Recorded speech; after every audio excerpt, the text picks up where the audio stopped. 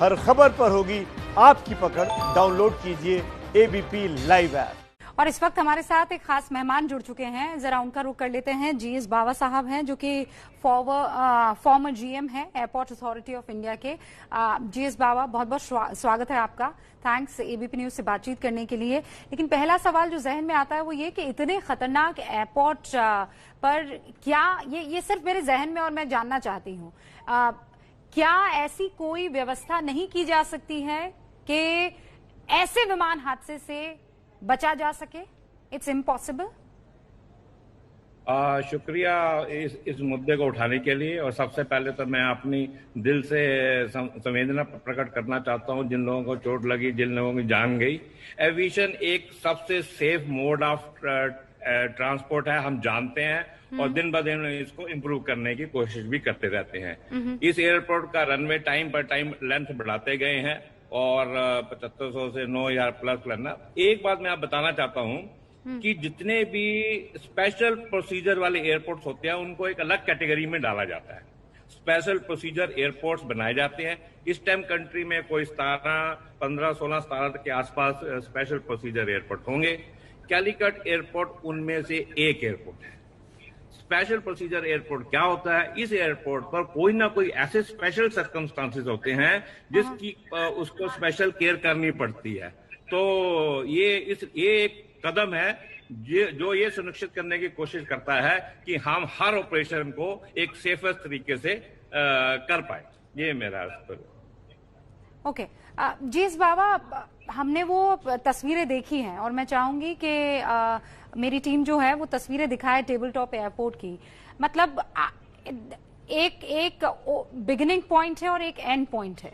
मतलब ये इतना खतरनाक है, वो मौत का कुआं जिसे हम कहते हैं, कि जरा ऊपर नीचे हुआ तो काम तमाम। और इस केस में सर यही हुआ है। पायलट ने कितनी सूझबूझ दिखाई होगी, क्योंकि वसंत साथी की जितनी तारीफ की जाए उतनी कम है। बहुत खतरनाक ये हादसा हो सकता था बाबा साहब। मैं आपसे बिल्कुल सहमत हूं। जहां तक पायलट की क्षमता का सवाल है, इसमें कोई दो राय नहीं है। पायलट जब कोशिश करता है, जब फाइनल डिसीजन लेता है, उसी को पता होता है वो डिसीजन किस सर्कमस्टांसेस में ले रहा है। इस पायलट ने जो डिसीजन लिया, सेकंड अटेम्प्ट में लिया, मेरे को लगता नहीं इससे बढ़िया कोई डिसीजन ले सकता था। वो बहुत कॉन्फिडेंस था कि यस, मैं इसको लैंड करा सकता हूं। होता क्या है कि कितनी चीजें इन पैरेलल कॉम्बिनेशन काम कर रही होती हैं। एनवायरमेंट वहां पर बैड वेदर था। बैड वेदर की जो सिचुएशन है वो किसी को पता नहीं, ग्राउंड पर कितनी तिलकन है, ग्राउंड पर क्या सिचुएशन है। कहीं ना कहीं communication gap between the nature and the human being हुआ है, और यही एक चीज है कि हम इसको कभी प्रोडिक्ट नहीं कर पाते। ये मेरे हिसाब से कहीं किसी की क्षमता में कोई कमी नहीं है। एयरपोर्ट ऐसा नहीं है कि दुनिया में इससे टफ एयरपोर्ट, इससे डिफिकल्ट एयरपोर्ट्स भी हैं। Table top runway, table top airport का मतलब ये नहीं है कि इस टाइप के एयरपोर्ट एग्जिस्ट नहीं करने चाहिए। मैंने बताया कि हमारी कंट्री में 16-17 के आसपास स्पेशल प्रोसीजर एयरपोर्ट्स है। कैलिकट उनमें से एक है। देहरादून तीसरा एयरपोर्ट है जो मैं सोच सकता हूँ इमीडिएटली। काठमांडू के अंदर काबुल एक ऐसा एयरपोर्ट है। कई एयरपोर्ट, आप एक से एक डिफिकल्ट एयरपोर्ट पड़े हमारे आप सही कह रहे हैं, लेकिन जीएस बाबा ये तो बड़ा लीथल कॉम्बिनेशन था ना, कि एक तो टेबल टॉप एयरपोर्ट, दूसरा केरल में लगातार बारिश हो रही थी। मुझे नहीं पता, अब डीजीसीए की तरफ से क्लैरिटी तो आई कि विजिबिलिटी 2000 के करीब थी, लेकिन हम उस वक्त नहीं जानते हैं कि क्या परिस्थिति थी। तो ये बड़ा लीथल कॉम्बिनेशन हो गया और शायद इसी वजह से विमान हादसा हुआ। देखिए, अनफॉर्चुनेट कोई भी चीज होती है वो अनफॉर्चुनेट ही होती है। बट मैं ये कहना चाहूंगा कि हर हादसे से हमें कुछ ना कुछ सीख जरूर लेनी चाहिए। We must learn something out of this. और मैं ये सोच रहा हूं कि ये एयरपोर्ट जो है आज की डेट के अंदर वाइड बॉडी एयरक्राफ्ट के लिए यहाँ पर ऑपरेशन बैन है। आप समझ रहे हैं? इसका मतलब सेफ्टी प्रोसीजर में ये प्रोसीजर डाला गया है कि यहाँ पर वाइड बॉडी एयरक्राफ्ट नहीं लैंड करने चाहिए।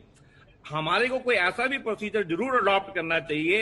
अगर बैड वेदर है, they should not be any operation at all. उसी एयर ट्रैफिक कंट्रोलर जो ग्राउंड पर बैठा हुआ है और जो पायलट हवा में बैठ के देख रहा है, दोनों की दक्षता में कोई कमी नहीं है। पर फिर भी एक लीथल कॉम्बिनेशन की जो आप बात कर रहे हैं उसको अवॉइड करने का एक ही तरीका है। कहीं ना कहीं हमें ये डिसीजन लेना पड़ेगा, जब बैड वेदर है, no operation at all. Passenger की इनकन्वीनियंस को देखते हुए पायलट ये बोलता है कि यार इसको दूसरे एयरपोर्ट बता दूंगा, कहाँ घर जाएंगे, कैसे करेंगे। जान बचे और लाखों पाए वाले साहब है, life is first priority, we should decide that. ये एक बहुत बड़ी इंपॉर्टेंट चीज है। No, this is my take on this. Okay GS Baba, आपने दो महत्वपूर्ण चीजें आपने ये कहा कि पहले से ही एसओपी में ये क्लियरली कहा गया है कि जो बड़े विमान हैं उसकी लैंडिंग वहां पर नहीं होनी चाहिए। एयर इंडिया का जो ये विमान था, ये क्या बड़े विमानों में शुमार होता है? नहीं, ये उस कैटेगरी में है जो परमिटेड है। मैं ये कहना चाह रहा हूँ कि अगर हम एक चीज को बैन कर सकते हैं, हाँ बिल्कुल राइट, ये मैं नहीं कह रहा, मैं ये कह रहा हूँ कि जब हमने एक चीज को प्रिकॉशन ली है तो हमें अब दूसरी की भी प्रिकॉशन आगे के लिए लेनी चाहिए कि जब बैड वेदर है the airport should be just close, that's all, no attempt should be made. मतलब आसपास लैंड करवाया जा सकता है, बाकी दूसरी जगह हो सकती है, कहीं भी अल्टरनेट। हाँ, लेकिन टेबल टॉप एयरपोर्ट